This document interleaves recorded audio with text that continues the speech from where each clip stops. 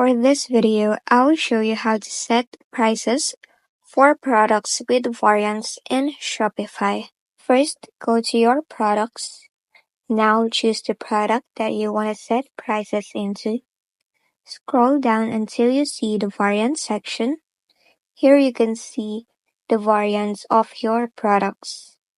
You can set a price on it beside the product under the price section and click on Save. You can also add a variant, add an image, and label your variant. Now in here you can directly change its price as you please. And once done, click on Save. Now if you go back to your products, you can see that the prices for the variants of your products are changed. And that's it. If this video helped you, don't forget to like, subscribe, and hit the bell icon.